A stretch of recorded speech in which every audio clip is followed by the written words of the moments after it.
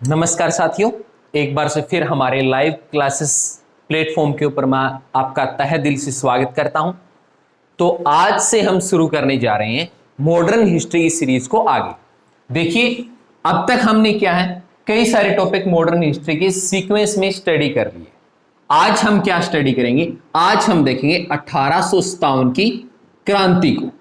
आज हम क्या देखने वाले हैं? 1857 की क्रांति या रिवोल्ट को, जिसको कि हम भारत का पहला स्वतंत्रता संग्राम भी बोल सकते हैं। जबकि ब्रिटिश इतिहासकारों की माने तो ये क्या है, एक सैनिक म्यूटिनी या एक सैनिक विद्रोह था। तो आज हम इन दोनों चीजों के ऊपर आज जिक्र करेंगे कि क्या ये एक सैनिक विद्रोह था या फिर ये क्या था, एक भारत का प्रथम स्वतंत्रता संग्राम था। तो चलिए साथियों, इसको शुरू करने से पहले आप जल्दी जल्दी लाइक, कमेंट और शेयर कर दीजिए। इसके अलावा हमारी पैरेलल जो क्लासें हैं, किसकी? बायोलॉजी की।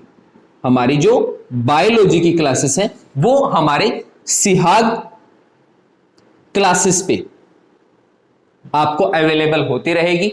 आज हम क्या है 1857 के रिवोल्ट को पढ़ेंगे, देखेंगे 1857 की क्रांति क्या है और किस तरह से यह क्रांति शुरू होती है। देखिए, जब हम 1857 की क्रांति के बारे में पढ़ना शुरू करते हैं तो हमारे जहन में एक चीज आती है जो हमने बेसिकली बचपन से सुनी होती है। क्या? जो चर्बी वाले कारतूस है। कौन से? चर्बी वाले कारतूस। यानी कि इसका जो मुख्य कारण माना गया था वो किसको माना गया था? चर्बी वाले कारतूस को। ये चर्बी किस चीज की होती थी? गाय की होती थी। और दूसरी किसकी होती थी? सूअर की ये चर्बी होती थी। दोनों को मिलाकर क्या है, एक पेस्ट बनाया जाता था। और वो पेस्ट क्या होता था? जो बुलेट का सेल होता था बाहर वाला, उसके ऊपर इसको लगाया जाता। ठीक है ना? क्यों लगाते थे? क्योंकि जब युद्ध शीतकालीन होते थे या पानी के आसपास लड़े जाते थे तो इन कारतूस में क्या है, नमी आ जाती थी और नमी के कारण ये नहीं चल पाते थे। इसीलिए जो ईस्ट इंडिया कंपनी है, ईस्ट इंडिया कंपनी ने इन कारतूस के ऊपर चर्बी लगाना शुरू कर दी। और चर्बी किसकी होती थी? गाय की और सूअर की। यदि इन दोनों एवज में बात की जाए तो गाय क्या है, हिंदू धर्म में पवित्र मानी जाती है। और सूअर क्या है, जो मुस्लिम है, इस मुस्लिम धर्म के अंदर इसको अहमियत दी जाती है। अब देखिए, भारत के अंदर यदि धार्मिक रेशो की बात की जाए तो हिंदू और मुस्लिम दोनों क्या है, इस वक्त बहुलक है। यानी दोनों क्या है, ज्यादा संख्या में है। और दोनों की ही धार्मिक भावना, किसको? धार्मिक जो भावना है इसको ठेस पहुंचाई जाती है। और एक बड़ा कारण बन के आता है 1857 की क्रांति का। एक कई बार साथियों यहां से एक गन पूछ लेते हैं कि इस वक्त कौन सी गन के लिए कारतूस आया था, तो याद रखना है रॉयल इनफील्ड। कौन सी? Royal Enfield. ये जो गन है इसके लिए ये कारतूस प्रयोग किया जाता था, जिसके बाहर क्या लगा होता था? चर्बी वाला खोल लगा होता था। और जब इस कारतूस को चलाया जाता था तो इसको क्या है, जो सैनिक था उसको अपने मुंह से इसको छीलना पड़ता था। और जब छीलते थे तो गाय की चर्बी और सूअर की चर्बी दोनों मुंह में जाती थी। और यही कारण है कि यहां पे धार्मिक आहत हुआ था और उस वजह से क्या है 1857 की क्रांति हुई थी। बेसिकली इतनी कहानी हम सब ने सुनी होती है, पर एक बात बताइए कि एक छोटा सा कारण क्या इतनी बड़ी क्रांति के लिए जिम्मेवार है? जी नहीं, कभी भी एक कारण इतनी बड़ी क्रांति के लिए जिम्मेवार नहीं हो सकता। जब भी संपूर्ण देश में कोई क्रांति होती है तो उसके लिए एक नहीं अनेक कारण जिम्मेवार होते हैं। और यदि उस समय की बात की जाए तो उस वक्त तो भारत की स्थितियां बहुत अलग थी। एक तो भारत का आकार बहुत बड़ा था। क्यों? क्योंकि इसमें पाक वाला हिस्सा भी आता था, पाकिस्तान आता था, बांग्लादेश आता था। ठीक है ना? तो एक बड़ी सरहद होने के कारण यहां पे जीवन विभिन्नता बहुत ज्यादा थी। बहुत ज्यादा अलग अलग कल्चर पाए जाते थे। यहां पे यदि मैं बात करूं, राजा थे, रानी थी, नवाब थे, अनेक तरह की विभिन्नता राजनीतिक रूप से भी देखी जाती थी। और इस वजह से एक कारण को लेके भारत को एक सूत्र में बांध पाना नामुमकिन था। इसीलिए बोलते हैं कि 1857 की क्रांति के लिए एक कारण जिम्मेवार न होकर क्या थे, अनेक कारण जिम्मेवार। एक छोटा सा उदाहरण देते हैं। एक साधारण आलू को बनाने में भी भारत में 200 से ज्यादा अलग अलग तरकीब पैदा की जाती है या प्रयोग की जाती है। जब एक छोटे से सब्जी को बनाने के लिए इतनी ज्यादा भारत में विभिन्नता है, तो सोचिए एक देश को एकता के सूत्र में बांधना कितना ज्यादा कठिन हुआ होगा। पर इसके लिए क्या था, सिर्फ अंतिम चिंगारी के रूप में जरूर काम किया चर्बी वाले कारतूस ने, पर इससे पहले भी अनेक कारण ऐसे आए जिन्होंने क्या काम किया, 1857 की क्रांति के लिए प्लेटफॉर्म को तैयार करके दिया। तो पहले उन कारण को जानते हैं, यानी कि हम क्या हैं, 1857 से बैक चलते हैं। देखिए लास्ट टाइम तक हमने जो स्टडी किया था उसके अंदर हमने क्या है, लगभग 1857 तक की महत्वपूर्ण घटनाओं को देख लिया था। चाहे हमने बंगाल को देखा हो, चाहे हमने मद्रास को देखा हो, चाहे हमने पंजाब वाला क्षेत्र देखा हो, चाहे हमने अवध का जिक्र किया हो, ठीक है ना, चाहे हमने मराठा साम्राज्य का जिक्र किया। तो जब इन चीजों को पढ़ रहे थे तो हम इस समय क्या है, इनकी राजनीतिक और प्रशासनिक और आर्थिक नीतियों को देख रहे थे, और कहीं ना कहीं वही नीतियां इनके लिए जिम्मेवार थी। जैसे थोड़ा सा हाईलाइटेड हम देख लेते हैं कि कौन कौन सी ऐसी नीतियां थी जो इस क्रांति के लिए जिम्मेवार ठहराई जाती है। तो चलिए सबसे पहले इनसे पहले होने वाली नीतियों के बारे में जान लेते हैं कि कौन सी नीतियां ऐसी है जो 1857 की क्रांति के लिए प्लेटफॉर्म तैयार करके देगी, और अंत में चिंगारी का काम कौन करेगा, चिंगारी का काम करेगा चर्बी वाला कारतूस। ओके चलिए देखिए, सबसे पहले बात करते हैं इनके व्यापार की। देखिए इससे पहले बता दूं भारत में कौन कौन से वर्ग है। भारत में व्यापारी है, किसान है, मजदूर है, ठीक है ना। इसके अलावा भारत में कौन है, राजा है, रानी है, नवाब है, ठीक है ना। अनेक तरह के समाज भारत में विद्यमान है, और सब के लिए यदि मैं 1857 के बाद की भी बात करूं तो यदि इनके लिए आजादी शब्द देखा जाए तो सबके लिए आजादी का मतलब भी अलग अलग था। किसान आजादी का मतलब अलग निकालते थे, व्यापारी अलग मतलब निकालते थे, राजनेता जो थे ये राजनेता अलग मतलब निकालते थे। सबके लिए क्रांति का शब्द अलग अलग था, परंतु फिर भी भारत में क्या हुआ, अनेक आंदोलन या अनेक मूवमेंट हुए जिन मूवमेंट्स ने भारतीय लोगों को एकता के सूत्र में बांधा। तो सबसे पहले व्यापार को लेकर बात कर लेते हैं, यानी कि व्यापारियों को। देखिए कहानी क्या होती है कि जो ईस्ट इंडिया कंपनी है ये क्या है, एक व्यापारी कंपनी है। भारत में क्या करने आती है, व्यापार करने आती है। आरंभिक स्टेज में ये व्यापार करते हैं, परंतु एक बात बता दूं मैं आपको कि अंग्रेजों के भारत में आने से पहले भी भारत में क्या है, उच्च स्तरीय व्यापार हुआ करता था। जैसे उदाहरण स्वरूप मैं चोल वंश की बात करूं, किसकी, चोल वंश की, तो चोल वंश के विदेशी व्यापार के बहुत ज्यादा साक्ष्य पाए गए कि ये लोग क्या है, विदेशों से व्यापार किया करते थे, ठीक है ना। देश के अंदरूनी भागों में भी आपसी व्यापार होता था और विदेशों से भी व्यापार होता था। खास करके भारत में जो हाथ से बना सामान, कौन सा, हाथ से बना जो सामान था, उस सामान की विदेशों में बहुत ज्यादा मांग थी। यानी एक रूप से देखा जाए तो अंग्रेजों के आने से पहले भी भारत काफी ज्यादा समृद्ध था। यहां तक कहते हैं ब्रिटिश इतिहासकार कि भारत एक कुएं के रूप में काम करता है जिसमें दुनिया का सारा पैसा आके गिरता है। इसके लिए वो तथ्य ये देते हैं कि दुनिया की सारी जीडीपी का 27% अकेला किसका योगदान रहता था, इंडिया का योगदान रहता था। जबकि भारत से जब जाते हैं तो ये सिर्फ महज घट के 3% रह जाता है। यानी 27% से 3% यदि जीडीपी गई है तो हम समझ सकते हैं कि इन्होंने भारत का कितना ज्यादा शोषण किया होगा, ठीक है ना। चलो इनकी थोड़ी सी आरंभिक स्टेज को समझते हैं ईस्ट इंडिया कंपनी के व्यापार की। किसकी? ईस्ट इंडिया कंपनी की। कहां से आते हैं? यूरोपीय कंपनी है, यूरोप से आएंगे। यूरोप में क्या होता है? औद्योगिक क्रांति होती है, मतलब उद्योगों को बढ़ावा दिया जाता है। उद्योगों को बढ़ाने के लिए क्या चाहिए?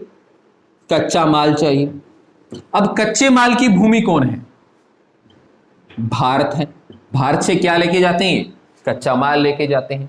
और क्या होता है? व्यापार होता है। ठीक है ना। इसके अलावा क्या है? यूरोप में भारतीय कपड़े की मांग बहुत ज्यादा थी। किसकी थी? भारतीय कपड़े की मांग। तब क्या होता है? भारत से कपड़ा कहां आता है? यूरोप आता है। और सोना और चांदी, क्या चीज है? सोना और चांदी कहां जाता है? यूरोप, भारत में आता है। तो जब स्टार्टिंग फेज में ईस्ट इंडिया कंपनी व्यापार करती है, उस वक्त भारत की स्थिति क्या होती है? मजबूत होती जाती है। परंतु जैसे जैसे आगे बढ़ता है, यहां पे यूरोप में एक थ्योरी आती है, एक सिद्धांत आता है, धातुवाद। क्या आता है? धातुवाद या बुलियनिज्म्स की थ्योरी। अब ये धातुवाद का सिद्धांत क्या बात बोलता है? यूरोप का ये धातुवादी सिद्धांत ये बात बोलता है कि भविष्य में जिस देश के पास जितने ज्यादा बुलियंस होंगे, यानी कि जितने ज्यादा सोना और चांदी होगा, भविष्य में वो देश उतना ही ज्यादा समृद्ध होगा। तो यहां सोना चांदी किस तरफ आ रहा है? भारत की तरफ आ रहा है। तो ये तो यूरोप के बिल्कुल अपोजिट हो गई बात। ठीक है ना। इसके बाद क्या है? ये स्थिति चलती रहती है लगभग 1757 तक। कब तक चलती है? 1757, यानी कि 150 साल तक ये काम चलता रहता है। परंतु आने वाले समय में क्या होता है इसके बाद? इसके बाद कहानी बदल जाती है। कहानी बदलती कैसे है? यूरोप से सामान कहां आता है? भारत। और भारत से सोना चांदी कहां जाता है? यूरोप में जाता है। तो ऐसे में जो सोना चांदी उसका फ्लो कहां रहेगा? यूरोप की तरफ। और वास्तविक करेंसी होती क्या है? यही धातु वास्तविक करेंसी होते हैं। ठीक है ना। अब देखिए, हम बार बार स्विस बैंक्स का जिक्र करते हैं, विश्व बैंक का बात करते हैं, तो वो क्या नोट जमा करते हैं क्या अपने पास? बिल्कुल नहीं करते। वो किसी भी देश की इन करेंसियों को जमा अपने पास नहीं करते। वो जमा करते हैं तो उस देश के क्या? सोना और चांदी को। ठीक है ना। ये कोई थ्योरी आज की थोड़ी है, सैकड़ों साल पुरानी है इस दुनिया में। ओके। तो ऐसे में क्या है, जब यूरोप से सामान भारत की तरफ आएगा, तो इसके लिए इनको क्या करना पड़ेगा? भारतीय व्यापार को खत्म करना पड़ेगा। और ये भारतीय व्यापार खत्म होता कब है? जब फरमान जारी किए जाएंगे। क्या जारी किए जाएंगे? फरमान जारी किए जाएंगे। और इन्हीं फरमान की वजह से क्या होगा? भारतीय व्यापार का नुकसान होगा। जैसे उदाहरण स्वरूप हमने पढ़ा कि बंगाल के नवाब ने फरमान जारी किया। 1717 में क्या होता है? शाही फरमान आता है। किसके द्वारा? फर्रुखशेर के द्वारा। ठीक है ना। उसके बाद कौन सा आता है? गोलकुंडा का सुनहरा या गोल्डन फरमान जिसको बोलते हैं। तो इन्होंने फरमान ने किया क्या था? अंग्रेजों को व्यापारिक एकाधिकार दिया था। ठीक है ना। और जब इनको असीमित व्यापार की छूट दी गई, तो इन्होंने क्या कर दिया? भारतीय व्यापार को बिल्कुल बर्बाद करके रख दिया। ठीक है ना। और इसका प्रभाव क्या पड़ा? सीधे रूप से भारतीय व्यापारियों पे पड़ा। और व्यापारी धीरे धीरे क्या होने लगे? अंग्रेजों के विरुद्ध होने लगे। ठीक है ना। एक उदाहरण से तो यहां तक बताया जाता है कि एक समय ऐसा आ गया था कि भारतीय और यूरोपीय व्यापार का जो रेशो था वो 5200 रेशो 1 रह गया था। यानी कि यदि यूरोप से 5200 चीजें भारत आती थी, तो बदले में क्या है? सिर्फ एक चीज यूरोप जाती थी। ठीक है ना। तो ऐसे में क्या है? भारतीय व्यापारियों पे अनेक चार्टर एक्ट लाकर, अनेक नए नए नियम लाके भारतीय व्यापारियों पर पूर्ण रूप से पाबंदियां लगा दी। और यही कारण है कि भारतीय जो कुटीर उद्योग थे या हाथों से जहां काम होता था, उनको पूर्ण रूप से बर्बाद कर दिया। और इसी बर्बादी के कारण जो भारतीय व्यापारी थे वो कहीं ना कहीं क्या है? अंग्रेजों के विरुद्ध हो गए। परंतु इन्होंने अपनी नाराजगी सीधे रूप से कभी नहीं जताई। ये एक म्यूटेनी या एक आंदोलन होने का इंतजार करते रहे, और जब तक आंदोलन नहीं हुआ ये व्यापारी खुलकर सामने नहीं आए। ओके, दूसरी बात कर लेते हैं किसानों की, कि किसानों का इसमें रोल कैसे रहा, क्योंकि चर्बी वाले कारतूस से तो किसानों का कोई लेना देना नहीं है। किसान थोड़ी चर्बी वाला कारतूस चलाएगा, ठीक है ना, वो तो सैनिक चलाएंगे। तो ऐसे में क्या है, हमें पता है कि ये भारत का पहला स्वतंत्रता संग्राम है जिसमें किसानों की भी अहम भूमिका रहेगी, यदि भारत के एवज में बात की जाए। चलिए, तो दूसरी बात करते हैं किसान की। देखिए, भारत के एवज में बात की जाए तो बहुत बड़ा वर्ग, क्या बहुत बड़ा वर्ग क्या है, किसान वर्ग है। मुख्य रूप से भारतीय अर्थव्यवस्था को देखा जाए, समझा जाए, तो भारतीय लोग ज्यादातर किस पे निर्भर करते हैं, कृषि पे निर्भर करते हैं, यानी कि खेती करते हैं। ओके, और खेती करते हैं तो देखना पड़ेगा किसान इनके विरुद्ध कैसे हो गए। तो इसका कारण क्या रहा कि जब तक भारतीय व्यापार हो रहा था, क्या हो रहा था, भारतीय व्यापार हो रहा था, इनको इनके उत्पाद का या इनकी फसल का इनको अच्छा दाम मिल रहा था, अच्छी खासी कीमत इनको मिल रही थी, तो इनकी आय अच्छी थी। परंतु जब यूरोपीय कृषि आरंभ होती है, या मैं कहूं व्यापारिक कृषि, कौन सी, व्यापारिक कृषि। देखिए, आज भी अगर कोई आंदोलन होता है, देखिए एक बात बड़ी समझने और गौर करने वाली होती है कि कईयों के दिमाग में क्वेश्चन होता है कि जितनी बड़ी पोस्ट होती है, यानी आप ए ग्रेड की तरफ जाते हो, सिविल की तरफ जाते हो, आईएएस आईपीएस की तरफ जाते हो, या स्टेट पीएस की तरफ जाते हो, तो हिस्ट्री का इतना बड़ा कंटेंट क्यों दिया जाता है? क्या ये हिस्ट्री हमारे लाइफ से जुड़ी हुई है? तो बिल्कुल जुड़ी हुई है। यदि आज भी कोई आंदोलन होता है ना, आज भी कोई आंदोलन होता है, तो आप उसके कारण को समझ लीजिए और हिस्ट्री के जो पहले आंदोलन हो चुके हैं उनको समझ लीजिए, आप उनमें काफी ज्यादा समानता पाएंगे, ठीक है ना। और उन्हीं प्राचीन घटनाओं से सीख लेने के लिए ये चीजें पढ़ाई जाती, ठीक है ना। तो देखिए, इन्होंने क्या कर दिया, व्यापारिक कृषि कर दी। देखिए, कृषि दो तरह की होती है, यदि मैं कृषि की बात करूं तो दो तरह से कृषि करते हैं, एक तो खाद्य कृषि और दूसरी कौन सी होती है, व्यापारिक कृषि।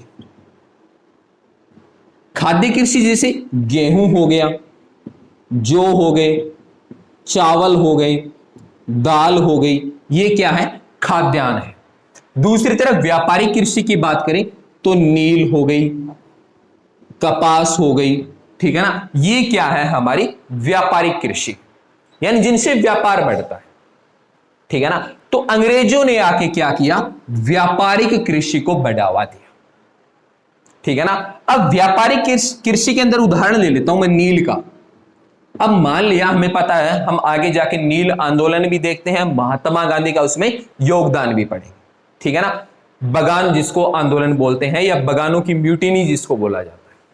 तो हमें पता है, मान लिया एक किसान ने 10 एकड़ में नील की पैदावार कर ली। अब इसके ऊपर क्या है, इसको खरीदेगी कौन, इसको खरीदेगी कंपनी। अब कंपनी इसका मनमाना रेट लेगी या नहीं, अब जो कंपनी को उचित लगेगा उसके अनुरूप लेगी। क्यों लेगी, क्योंकि नील किसान घर में नहीं रख सकता, क्या करेगा नील का, वो इतने का उसे बेचनी पड़ेगी, चाहे किसी कीमत पर हो जाए, ठीक है ना। यदि खाद्यान्न इसकी जगह होते तो खाद्यान्न को क्या है, खाद्यान्न को वो अपने लिए प्रयोग कर लेता। खाद्यान्न तो हर घर में चाहिए, गेहूं, जौ, चावल, दाल, ये हर किसी की आवश्यकता है।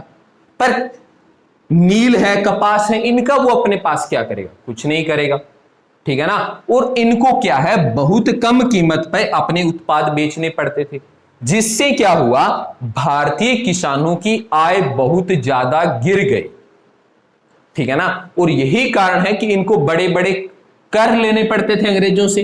क्या लेने पड़ते थे, देखिए अंग्रेज एक तो इस फसल पे कर बहुत ज्यादा लगाते थे, टैक्स बहुत ज्यादा लगाते थे। दूसरा क्या है, जो ऋण है, क्या है, ऋण।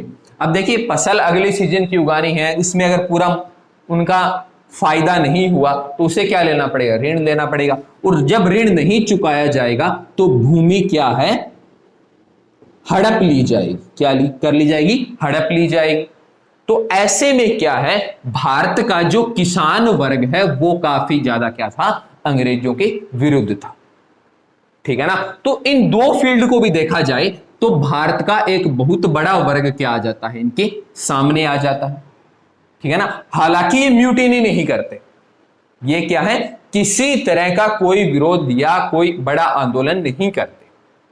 ठीक है ना। हालांकि ये नहीं कोई आंदोलन नहीं होते। यदि मैं 1757 से लेके 1857 के इन 100 साल के बीच के समय की बात करूं तो सैकड़ों छोटे छोटे आंदोलन देखे जाते हैं, परंतु ये आंदोलन क्या है, अंग्रेजों की क्रूर नीतियों द्वारा दबा दिए जाते हैं या इनका पूर्ण रूप से विरोध कर दिया जाता है और ये दफन होके रह जाते हैं।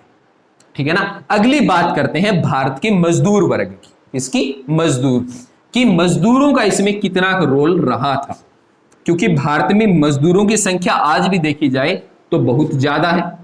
तो ये सोचे जिस वक्त शिक्षा नहीं थी उस वक्त इनका आंकड़ा कितना ज्यादा रहा होगा। तो भारत में एक बहुत बड़ा वर्ग जो आता है वो मजदूरों को आता है। इसका आता है मजदूर। चलिए तीसरी बात कर लेते हैं, मजदूर। देखिए जब यूरोपीय व्यापार बढ़ा तो इन्होंने क्या है, मशीनों को बढ़ावा दिया। किसको बढ़ावा दिया, मशीनों को बढ़ावा दिया। यानी कि पहले जो काम हाथ से होता था अब वो किससे होने लगा, मशीनों से होने लगा। ठीक है ना। जहां हाथ से काम होता है वहां पे कर्मचारी ज्यादा चाहिए, ज्यादा लोगों की आवश्यकता होती है। जबकि मशीन आ गई तो वो काम आसान हो गया, जल्द होने लगा और लोगों की संख्या, जो कारखाने थे, फैक्ट्रियां थी, उनमें क्या होने लगी, घटने लगी। और यही कारण है कि भारतीय जो मजदूर वर्ग था उसका क्या है, धंधा जो था वो क्या हो गया, ठप हो गया। इनके अंदर यहां तक कि भूखमरी की समस्या पैदा हुई। किसकी, भूखमरी की समस्या पैदा हो गई। यदि एक आंकड़े के मुताबिक माना जाए तो 1757 से लेके 1857 के बीच में, कहां से, 1757 से लेके 1857 के बीच के इन्हीं 100 सालों में कई अकाल पड़े। क्या पड़े, कई अकाल पड़े। इन अकाल में क्या है, लाखों लोग मारे गए। क्या, लाखों लोग मारे गए। अकेले बंगाल में इनका आंकड़ा 90 लाख बताया जाता है मरने वालों का। यानी कि एक बहुत बड़ा वर्ग क्या है, भूखमरी के कारण मर रहा है। तो इसका प्रभाव क्या पड़ेगा। देखिए 90 लाख का आंकड़ा छोटा नहीं होता, और ये बात कर रहा हूं मैं बंगाल की। अब बंगाल के अलावा तो भारत बहुत बड़ा है। ठीक है ना। आज अगर कोरोना के कारण किसी के परिवार में कोई मृत्यु होती है तो उस परिवार से सरकारी नीतियों के बारे में पूछना, वो खुलकर उसकी आलोचना करेंगे। तो देखिए जब अकेले बंगाल में 90 लाख लोग मर रहे हैं तो क्या आम जनता उनके विरोध में नहीं होगी, बिल्कुल उनके विरोध में। परंतु क्या है, उन्होंने खुलकर सीधे रूप से विरोध करने का काम नहीं किया। हालांकि छोटे मोटे विद्रोह यहां पर हुए। ठीक है ना। एक बात और बता दूं, ये नहीं कि 1857 के बाद ये अकाल का आंकड़ा खत्म हो गया था, नहीं हुआ। हम क्या है 1947 तक भी अनेक अकाल भारत में देखते हैं, और कुछ अकाल 1947 यानी कि आजादी के बाद भी देखे जाते हैं। ठीक है ना। तो भारत में इन अकालों की और इनकी क्या है, एक लंबी चौड़ी लिस्ट है, जिसकी वजह से भारत का आम वर्ग भी इनके क्या होगा, विरोध में होगा। ठीक है ना। अगली बात कर लेते हैं इनके ऊपर लगाए जाने वाला कर। देखिए कर भारतीय लोगों को लूटने का एक बड़ा ही आसान तरीका था। इन्होंने इनको क्या कहा था, होम चार्जेस का नाम दिया था। क्या दिया था, गृह कर या होम चार्जेस का नाम दिया था। देखिए ये क्वेश्चन पूछा गया है कि इन्होंने टैक्स को क्या नाम दिया था, गृह कर का नाम दिया था। और ये टैक्स किस पे लगाया था इन्होंने, भारत के व्यापारियों पे,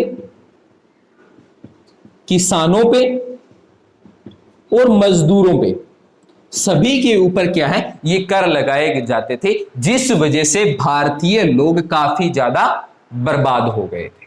और इतने ज्यादा बर्बाद हो गए थे कि अनेक व्यापारियों के जो उद्योग थे वो अंग्रेजों द्वारा हड़प लिए गए, किसानों की भूमि हड़प ली गई, ठीक है ना। तो इन अनेक कारणों से क्या हुआ, ये लोग क्या होने लगे, इनके सीधे रूप से विरोध में आने शुरू हो गए और भारतीय लोगों को एक प्लेटफॉर्म बना के दिया, किसके लिए, 1857 की क्रांति के लिए। ठीक है, चलिए अब बात कर लेते हैं यहां पे राजा रानी और नवाब की, कि इनका क्या योगदान था। हमने अकाल देख लिए, मजदूर देख लिए, किसान देख लिया, व्यापार देख लिया, और इनके द्वारा लगाए जाने वाले कर के बारे में भी हमने क्या कर लिया, जिक्र कर लिया। अब समझते हैं यहां पे राजा और रानियों की स्थितियां क्या होती थी। तो इसको समझने से पहले भारतीय बैकग्राउंड को समझना पड़ेगा। देखिए, यदि मैं राजा और रानी के बारे में बात करूं, किसकी, राजा या रानी, देखिए रानी शब्द विशेष रूप से लिख रहा हूं क्योंकि 1857 में हजरत महल का योगदान देखने को मिलेगा और झांसी की रानी का योगदान भी देखने को मिलेगा। ओके, देखिए राजा और रानी की भारतीय संदर्भ में बात की जाए तो यह दैविक सिद्धांत था। क्या था, दैविक सिद्धांत था। दैविक सिद्धांत का मतलब यह था कि राजा है, उसके बाद राजा का जो बेटा है वो राजा बनेगा। ये चीजें पीढ़ी दर पीढ़ी चलती रहती थी, ठीक है ना। जैसे हम मुगल काल में देखते हैं, किसमें देखते हैं, मुगल काल या मुगल वंश में हमें पढ़ने को मिलता है। हम बाबर देखते हैं, हम हुमायूं देखते हैं, हम अकबर को देखते हैं, हम जहांगीर को देखते हैं, हम शाहजहां को देखते हैं, हम औरंगजेब को देखते हैं, बहादुर शाह जफर को देखते हैं। तो ये एक लंबी सीरीज लगातार चलती रहती है। और जो सारे अधिकार थे, क्या थे, अधिकार। अधिकार कौन से, चाहे वो व्यापारिक हो, चाहे वो आर्थिक हो, चाहे वो राजनीतिक हो, ये सारे के सारे किसके अधीन होते थे, राजा के अधीन होते थे। जैसे उदाहरण स्वरूप समझाता हूं, कैप्टन हॉकिंस जहांगीर के दरबार में आया था। कौन आया था, कैप्टन हॉकिंस किसके दरबार में आया था, जहांगीर के दरबार में आया। भाई क्यों आया था, हमने स्टार्टिंग में यूरोपीय कंपनियों के आगमन के एवज में पढ़ा था ना, किस लिए आए थे, व्यापारिक आज्ञा के लिए। तो मतलब यह हुआ कि ये सारे अधिकार किसके पास होते थे, राजा के पास होते थे। परंतु हुआ क्या, अंग्रेजों की जो नीति थी, क्या थी, जो नीतियां थी, इनसे क्या कर लिया गया, राज्यों को हड़पना शुरू कर दिया। हमने क्या है, जब बंगाल पे अधिकार पड़ा तो हमने पढ़ा कि नवाबों से कैसे उनकी भूमि को छीना गया, ठीक है ना। हमने क्या है, 1757 प्लासी का युद्ध देखा, 1764 बक्सर का युद्ध देखा। तो ऐसे में क्या है, यहां जो नवाब थे उनसे क्या कर लिया गया, उनके जो अधिकार थे वो छीन लिए गए। और अधिकार अब आ किसके पास गए थे, ईस्ट इंडिया कंपनी के पास आ गए थे। फिर इन्होंने क्या काम किया, चार्टर एक्ट, क्या चीज, चार्टर एक्ट भारत में लाने शुरू किए। और इन चार्टर एक्ट से क्या काम किया, इन्होंने भारतीय राजा या रानियों के अधिकारों को पूर्ण रूप से क्या कर दिया, समाप्त करना स्टार्ट कर दिया। एक बड़ा उदाहरण लेंगे लॉर्ड वेलेंजली का। किसका उदाहरण लेंगे, लॉर्ड वेलेंजली का। देखिए लॉर्ड वेलेंजली की बात करते हैं। इन्होंने क्या किया था, सायक संधि का जनक माना जाता है। इनको किसका जनक माना जाता है, सायक संधि का जनक माना जाता है। यह प्रश्न पूछा गया प्रश्न है। देखिए 1857 की जो क्रांति पढ़ते हैं, एक ऐसा चैप्टर होता है जो इससे पीछे की सारी हिस्ट्री के पॉइंट ऑफ व्यू को दर्शाता है, ठीक है ना, अहम भूमिका निभाता है। तो लॉर्ड वेलेस्ली की सहायक संधि क्या थी? हमें पता है अवध जो था, क्या था? अवध, जो अभी हमने पिछले लेक्चर के अंदर हमने कवर किया था। जिस साथी ने नहीं देखा है उसको डिस्क्रिप्शन में लिंक मिल जाएगा, वहां जाके उसको स्टडी कर सकता है, क्योंकि पहले के लेक्चर को पढ़ना बड़ा जरूरी है। सीधा यदि हम सोचते हैं कि एक चैप्टर को बीच में से उठा के पढ़ लें तो इस तरह से नॉलेज लेना बड़ा डिफिकल्ट है। आपको क्या करना पड़ेगा? प्रीवियस लेक्चर को पढ़ना पड़ेगा, समझना पड़ेगा भारत के अंदर नीतियां किस तरह की चल रही है। ओके, तो इन सहायक संधियों से क्या हुआ था? राजा और रानी से उनके क्या कर लिए गए थे? जो राज्य थे वो क्या कर लिए थे? हड़प लिए गए। ठीक है ना? दूसरा बड़ा उदाहरण देते, एक बात थोड़ा सा और जान लेते हैं, सहायक संधि क्या थी। जो राजा सहायक संधि पे हस्ताक्षर करता था उसके लिए कुछ टर्म एंड कंडीशंस अप्लाई होती थी। कंडीशंस क्या होती थी? वो अपनी सेना को बढ़ावा नहीं देगा, मतलब जिस राजा रानी या नवाब के पास जितनी सेना है वो उतनी रखेगा और भर्तियां नहीं करेगा। चलिए, दूसरी बात क्या है?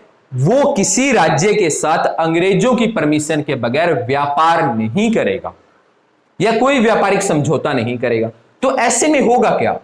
ऐसे में प्रभाव यह पड़ेगा कि उस राज्य का व्यापार क्या हो जाएगा? बर्बाद होने लग जाएगा। ठीक है ना? और क्या होगा? वो किसी भी पड़ोसी राज्य की किसी तरह की आर्थिक, राजनीतिक या युद्ध में मदद नहीं कर सकता। तो युद्ध में मदद नहीं कर सकता मतलब वो राज्य अलग थलग हो जाएगा सबसे, और अंग्रेज उसके ऊपर क्या कर लेंगे? अधिकार कर लेंगे। उसे अपने राज्य में एक अंग्रेजी सेना टुकड़ी रखनी होगी, और उस सेना की टुकड़ी का रख रखाव कौन करेगा?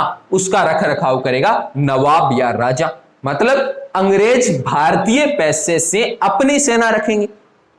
इसके अलावा उनको अपने दरबार में एक अंग्रेजी राजदूत को रखना अनिवार्य होगा, जो क्या काम करेगा? उस नवाब के सारी चीजों का ध्यान रखेगा और उसकी जानकारी कहां देगा? अंग्रेजों को देगा। ठीक है ना? इसके अलावा क्या आती है? एक हड़प नीति आती। क्या आती है? हड़प नीति। चलिए थोड़ा सा हड़प नीति पे अभी देख लेते हैं। ठीक है ना? हालांकि नीतियों के ऊपर हम विशेष रूप से लेक्चर बनाएंगे कि ये नीतियां क्या थी। हम शिक्षा नीति देखेंगे, प्रेस की नीति देखेंगे, हड़प नीति देखेंगे, ये सारी चीजें हम डिटेल में देखेंगे। अगली क्या आती है? हड़प नीति। क्या आती है?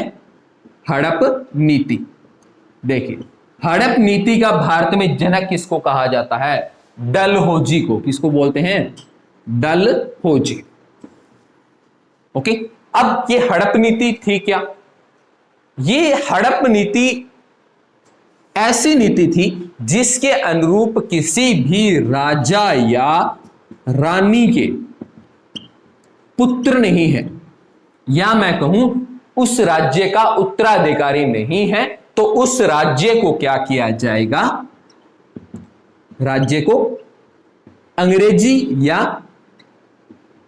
अंग्रेजी राज्य में मिला लिया जाएगा। क्या कर लिया जाएगा? इसको अंग्रेजी राज्य में मिला लिया जाएगा। उदाहरण कौन है इसका? मुख्य उदाहरण इसका कौन है? झांसी है। तो झांसी की रानी क्यों अंग्रेजों के विरोध में आई थी? झांसी की रानी इसी कारण से क्या है? अंग्रेजों के विरोध में आ गई थी, क्योंकि झांसी को इसी आधार पे हड़पा गया था। किसकी नीति के द्वारा? डलहौजी की नीति के द्वारा। हालांकि बाद में लॉर्ड कैनिंग आ जाएंगे जब 1857 की क्रांति होगी, पर आरंभिक फेज में क्या रहेगा? आरंभिक फेज में डलहौजी रहेगा, और डलहौजी की ये हड़प जैसी नीतियां हमारे सामने आएगी। ओके, यहां तक क्लियर? चलिए अब देख लेते हैं एक दो जो और मुख्य इससे संबंधित बातें रही हैं जो 1857 की क्रांति के लिए नींव डालने का काम करेगी। नींव डालने का काम कौन करेगी? नींव डालने का काम करेंगे जो भारत के अंदर लेखक है। कौन? देखिए, महत्वपूर्ण वर्ग है भारत का। कौन? लेखक, कवि, पेंटर, या जो पेंटिंग बनाने वाले हैं, ठीक है ना, भारत के शायर, ये क्या है? ये महत्वपूर्ण भूमिका निभाते हैं। अब देखिए, भारत के अंदर बात करें तो आरंभिक फेज से लोग कहानियां सुनने और पढ़ने के बड़े शौकीन थे, चित्रकला से उनको बड़ा लगाव रहा। ठीक है ना। अब बात आती है कि ये लोग विरोध में कैसे आ जाएंगे, क्या ऐसी घटना घटेगी कि भारत के लेखक, कवि, पेंटर, शायर जो है ये अंग्रेजों के विरोध में आएंगे। तो कारण क्या होगा, कारण देख लेते हैं। आपको याद होगा हमने लास्ट लेक्चर में पढ़े थे अवध के अंतिम नवाब। कौन थे अंतिम नवाब? शाह वाजिद अली खान। कौन थे? शाह वाजिद अली खान कौन थे? अंतिम नवाब थे अवध के। अब इन नवाब की क्वालिटी क्या थी? इनकी क्वालिटी ये थी कि ये क्या थे कि शायर थे, अपने दरबार में रोजाना शायरी सुनाया करते थे, अपने दरबार में अलग अलग लेखकों और कवियों को बुलाया करते थे, अनेक पेंटिंगें बनाया करते थे। इनको इन लोगों से बड़ा लगाव था। तो जब शाह वाजिद अली खान को इनसे लगाव होगा तो इन लोगों का भी तो लगाव शाह वाजिद अली खान से होगा ना, संभाविक बात है, ये लोग इनसे लगाव करेंगे। ठीक है ना। और जब अंत में शाह वाजिद अली खान को अयोग्य ठहराकर इनके पद से हटा दिया गया और इनको वार्षिक पेंशन, क्या वार्षिक पेंशन, पेंशन के ऊपर क्या कर दिया गया? हटा दिया गया। और अवध को अंग्रेजी साम्राज्य में मिला लिया गया। ठीक है ना। तो ऐसे में क्या हुआ, भारत के जो जितने भी लेखक थे, कवि थे, पेंटर थे, शायर थे, वो क्या हो गए? अंग्रेजों के विरुद्ध आके खड़े हो गए। अब बचता है भारत का रक्षक वर्ग। कौन सा? रक्षक या सैनिक वर्ग। अब देखेंगे कि सैनिक वर्ग इनके विरोध में कैसे आ रहा है, क्योंकि अकेले एक कहानी के दम पे हम ये नहीं कह सकते कि चर्बी वाले कारतूस की वजह से ये इनके विरोध में आ गए जी, कहना गलत होगा। कई सारे कारण रहे थे। कई कारण क्या रहे थे देख लेते हैं सैनिकों को लेके। पहला क्या है? भारतीय सैनिकों के साथ दुर्व्यवहार। क्या किया जाता था? भारतीय सैनिकों के साथ दुर्व्यवहार किया जाता था। मतलब अंग्रेजी जो सैनिक थे उनकी तनख्वाह क्या होती थी? ज्यादा होती थी, जबकि भारतीय जो सैनिक थे इनकी सैलरी क्या थी? कम हुआ करती थी। ठीक है ना। उनको ज्यादा सैलरी मिलती थी, इनको कम मिलती थी। रंग के आधार पर भी भेदभाव होता था। इसके अलावा और क्या कारण रहे? देखिए, भारत के अंदर एक हिंदू धर्म में उस वक्त एक प्रचलित प्रथा ये थी कि ये लोग समुद्र को पार करना दैविक सिद्धांत के विरुद्ध मानते थे। जबकि 1856 का जो चार्टर एक्ट आता है, क्या आता है? 1856 का जो चार्टर एक्ट आता है उसके अंदर यह कह दिया गया कि आज के बाद भारतीय सैनिकों को यदि आवश्यकता पड़ी विदेश में ले जाने की तो उनको विदेश जाना पड़ेगा और वहां युद्ध लड़ना पड़ेगा। ठीक है ना। तो जब युद्ध लड़ना पड़ेगा तो वो समुद्र की रास्ते जाएंगे। उस वक्त थोड़ी इनके पास अपाचे हेलीकॉप्टर थे या राफेल था। ठीक है ना। ये तो बाद में आए हैं। तो ये एक्ट भी क्या हुआ? इनको आहत करने वाला हुआ। ठीक है ना। एक अफवाह यह भी थी कि जो इनको आटा मिलता था, क्या मिलता था? आटा मिलता था, इसमें क्या होती थी? हड्डियां मिली होती थी। हड्डियों का पाउडर बना के इनके अंदर मिलाया जाता था।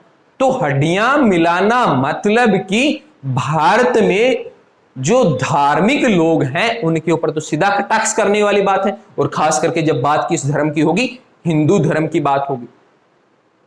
ठीक है ना। इसके अलावा जो भारतीय सैनिक मर जाते थे उनको किसी रूप का कोई मुआवजा नहीं दिया जाता था, किसी तरह का उनको आर्थिक सहयोग नहीं मिलता था बाद में उनके परिवार को। यानी जो मर गया वो मर गया।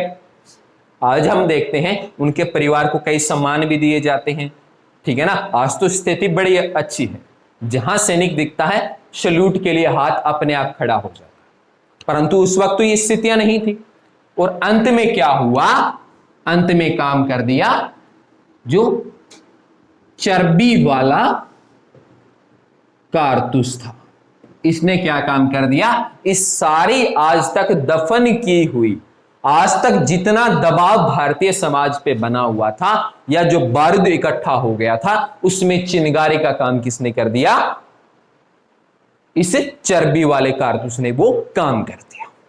ओके, तो इस तरह से हम देखें तो 1857 की क्रांति का एक पूरा प्लेटफॉर्म तैयार होता है जो युद्ध के लिए महत्वपूर्ण भूमिका निभाता है, ठीक है ना। तो आज के लेक्चर में हम इन कारण को देखेंगे। अगला जो हमारा लेक्चर रहेगा उसके अंदर हम पढ़ेंगे भारतीय हीरो दबंग मंगल पांडे की कहानी देखेंगे और देखेंगे मंगल पांडे किस तरह से विद्रोह करेंगे और किस तरह से देखते ही देखते जिन सारे वर्गों की 7-8 वर्गों की हमने अभी बात की, वो देखते ही देखते इस क्रांति के अंदर कूद पड़ेंगे और देखेंगे योगदान किनका, उन मुगलों का जिनको बुरा बताया जाता है। यानी हम देखेंगे बहादुर शाह जफर द्वितीय किस तरह से अपना बलिदान इस क्रांति में देंगे और देखेंगे उसके बाद किस तरह से दिल्ली में सरेआम 86,000 मुसलमानों को सरेआम फांसी दे दी जाती है। अनेक कारणों को देखेंगे। तो आज इसी के साथ आज के हमारे लेक्चर को मैं विराम देता हूं और मिलते हैं अगले लेक्चर में जिसमें हम मंगल पांडे के ऊपर जिक्र करेंगे। तब तक के लिए मैं आपसे अलविदा चाहूंगा। लाइक कमेंट शेयर करते रहिए। जय हिंद, जय भारत।